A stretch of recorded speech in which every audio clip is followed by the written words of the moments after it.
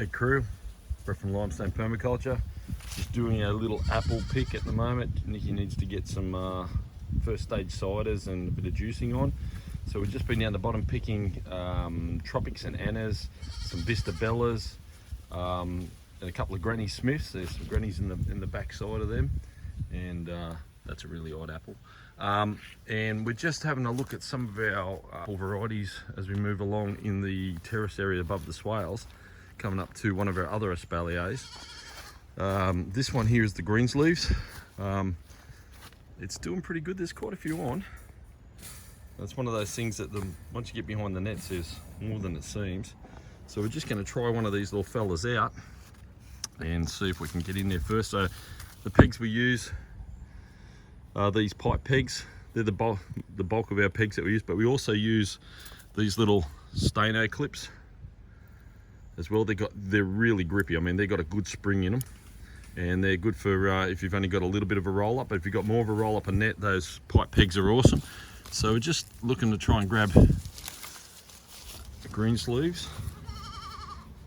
Okay, and one-handed. Let's see if we can do this now.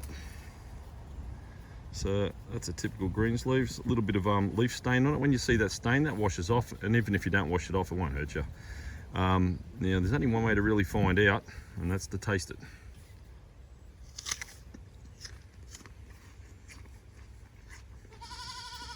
Well, it's reasonably sweet, and you can totally eat it. It's no less than a Granny Smith, but that would be perfect for juicing. There's nothing wrong with that. So they're pretty well ready to pick, which I can't do behind the camera. But if you have a look back there, this is just one tree on an Espalier system, and we have 21 varieties on the property. And I do apologise for having a mouthful of apple.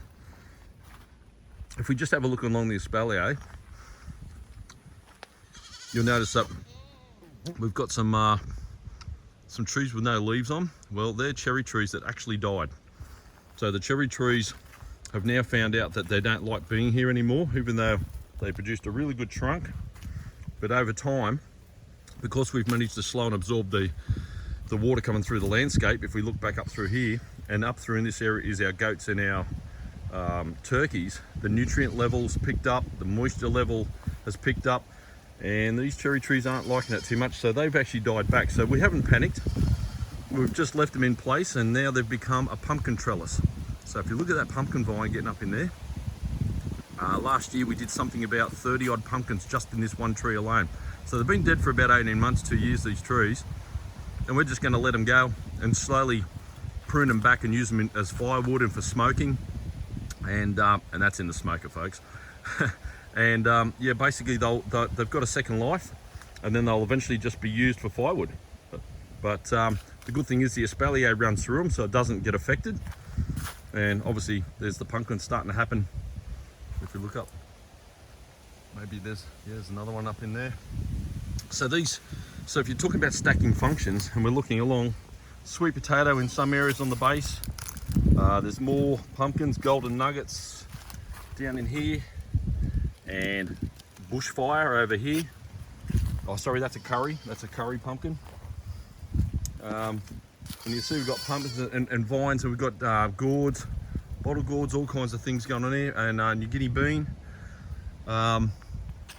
You can see that they're getting well used. I mean, so when you think about a trellis to protect your apples and grow your apples, or your pears, or even your stone fruit, you get so much back from them at different times of the year. So you can imagine in winter they're deciduous, they lose all their leaves, you roll the nets up, and then you can grow your peas, your snow peas and your snap peas up them. Anything that'll grow in winter that's a climber will do really well. I mean, during summer here you can see we've got aerial yams, we've got everything from Madagascar bean, all kinds of bits and pieces, squashes and pumpkins and Tromboncinos. We've been harvesting out of here quite a bit, folks. There's quite a bit missing.